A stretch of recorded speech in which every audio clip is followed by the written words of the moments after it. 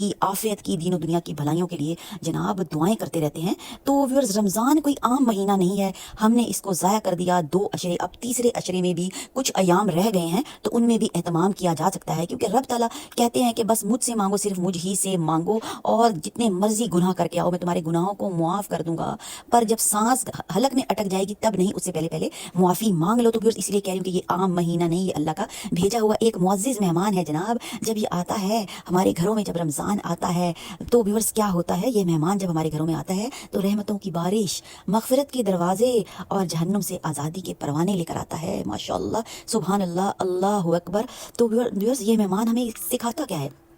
بھوک میں صبر کیسے کیا جائے،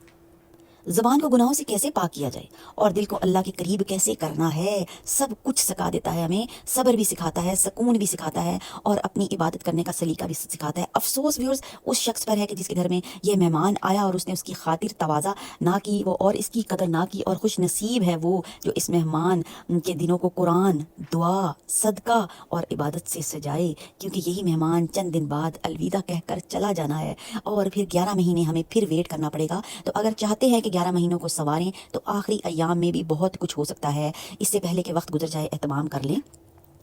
اور اہتمام کے ذریعے سے ویور سب کچھ ہوتا ہے۔ جیسا کہ ہم ہر چیز کا اہتمام کرتے ہیں، کھانا پکانا ہوتا ہے تو کھانے سے پہلے ہمیں تمام لوازمات کا اہتمام کرنا پڑتا ہے، تمام چیزیں اکٹھی کرنی پڑتی ہیں، اور پھر جناب ہمارا کھانا تیار ہوتا ہے۔ اسی طرح ہم نے اگر اپنی دنیا بھی سنوارنی ہے اور آخرت بھی سنوارنی ہے تو اس کے لیے بھی ہمیں اہتمام کرنا پڑے گا، نماز کا، قرآن کا، صدقہ خیرات کا، اور رب کو راضی کرنے کا جناب، درود شریف کی کثرت کرنی اور حقوق العباد کا بھی۔